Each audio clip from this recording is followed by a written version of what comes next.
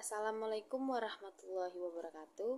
Perkenalkan, nama saya Umi Aywahyuni dari kelas manajemen 22C dengan NPM 22411208. Saya perwakilan dari kelompok 11 ingin menjelaskan materi tentang manajemen utang. Apa itu manajemen utang?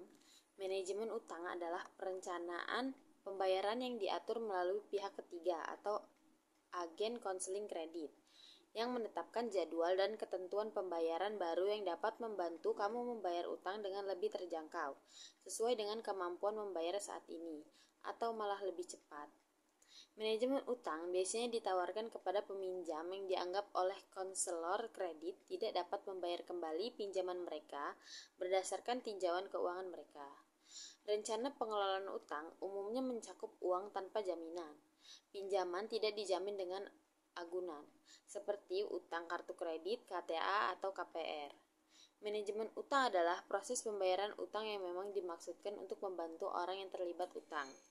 Banyak perusahaan yang harus bergerak di bidang konseling kredit menawarkan rencana manajemen utang untuk membantu orang yang terlibat utang dan kredit yang besar agar kondisi keuangan mereka membaik. Selanjutnya, rencana manajemen utang. Rencana manajemen utang meliputi serangkaian langkah, di mana layanan pihak ketiga bekerja dengan bantuan dari orang yang berhutang. Langkah pertama biasanya melibatkan penggabungan semua daftar kreditur dan jumlah yang dihutangkan pada masing-masing kreditur. Beberapa kreditur dan jumlah yang dihutangkan pada masing-masing kreditur. Rencana manajemen hutang biasanya hutang terjamin seperti pinjaman mobil dan rumah tidak dimasukkan. Ketika data-data kreditur digabungkan dan jumlah hutang dijumlahkan, jumlah pemasukan dan pengeluaran penghutang seperti pembayaran sewa, pembayaran mobil, dan pengeluaran tempat tinggal dan lainnya juga dijumlahkan. Pihak ketiga membantu dengan rencana manajemen hutang, kemudian membantu penghutang untuk menentukan jumlah maksimal dari uang yang tersedia untuk dialokasikan pada rencana pembayaran hutang. Dalam banyak kasus, layanan pihak ketiga akan mencoba untuk menetapkan beberapa jumlah hutang dan tidak memasukkan atau menurunkan bunga yang dikenalkan selama satu periode pembayaran. Bagaimanapun, penting untuk memahami bahwa berpartisipasi dalam rencana manajemen hutang akan berimbas pada nilai kredit dan kredit yang tersedia tidak dapat diakses dalam waktu tertentu. Selanjutnya, layanan manajemen hutang. Ketika mencari bantuan dari layanan pihak ketiga, pastikan bahwa mereka terdaftar dalam biro kredibel dan mereka tidak menggunakan biaya layanan yang tidak masuk akal untuk membuat rancangan manajemen hutang. Biaya yang rendah diharapkan untuk layanan manajemen hutang, namun tidak berdasarkan persentase dari hutang. Layanan tersebut seharusnya memulihkan kontrol keuangan dan tidak menempatkan seseorang ke dalam hutang lagi. Keuntungan layanan manajemen hutang antara lain yaitu mengatur segala hutang dan menjadikan pembayaran bulanan yang mampu dibayar orang yang berhutang. Mengatur dan bernegosiasi dengan kreditur untuk mengurangi cara bunga dan biaya pembayaran hutang atas nama orang yang berhutang. Dalam kebanyakan kasus, manajemen hutang dapat mengurangi keseluruhan pembayaran dan pembekuan biaya bunga atau penalti. Menjadi manajer keuangan pribadi yang bersedia membantu memberikan pengarahan tentang pengaturan keuangan. Hutang langsung atau hutang lancar. Secara umum, hutang-hutang yang diklasifikasikan sebagai lancar adalah hutang-hutang yang harus dibayar dalam masa siklus operasi, yaitu biasanya dalam masa 1 tahun. Pentingnya pemisahan hutang lancar dan dari hutang lain terletak dalam peranan yang dimainkan oleh berbagai risiko keuangan, antara lain current ratio, sewaktu dana dipinjam.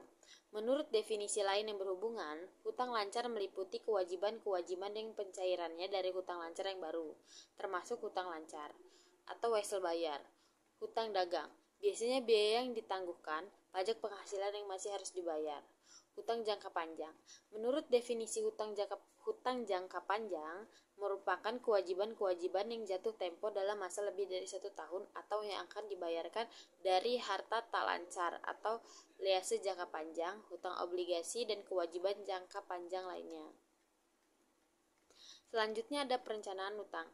Meskipun hutang bermula dari keadaan yang ada sekarang, namun yang lebih penting, manajemen hutang mencakup perencanaan tingkatan dari semua jenis kewajiban untuk masa mendatang yang dapat diterima secara berhati-hati oleh perusahaan.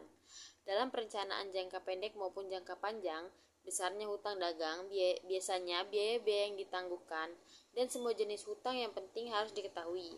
Harus dipastikan bahwa tingkatan hutang berada dalam norma-norma yang dapat diterima dan bahwa perusahaan dapat bertahan pada masa-masa yang buruk dalam dirinya sendiri, dalam sektor industrinya, dan tentu saja dalam perekonomiannya secara umum. Dengan adanya beban hutang tersebut, kelangsungan hidup dan pertumbuhan jangka panjang dari perusahaan mengharuskan adanya perencanaan struktur hutang dan modal yang berhubungan sehingga dana tersedia pada saat diperlukan dan dengan biaya yang diperbandingkan dapat diterima. Kadang-kadang hanya sedikit saja perhatian yang diberikan terhadap hutang-hutang lancar. Namun, ini adalah bidang yang paling pertama dapat menyebabkan ketidakcukupan kas atau bank. Berbagai pedoman dapat diikuti dalam mengendalikan hutang lancar. Apakah karena dimasukkan sebagai syarat dalam suatu perjanjian kredit atau merupakan hasil pertimbangan manajemen mengenai tingkatan yang dapat diterima? Current ratio menunjukkan hubungan suatu harta lancar terhadap hutang lancar. Modal kerja bersih yang minimum. Modal kerja bersih didefinisikan sebagai selisih antara harta lancar dengan hutang lancar. Limit atas total hutang. Limit ketiga yang akan dipertimbangkan dalam mengelola hutang ialah suatu jumlah total dalam hubungan dengan modal sendiri. Terima kasih, itu saja yang dapat saya sampaikan. Kurang lebihnya saya mohon maaf. Wassalamualaikum warahmatullahi wabarakatuh.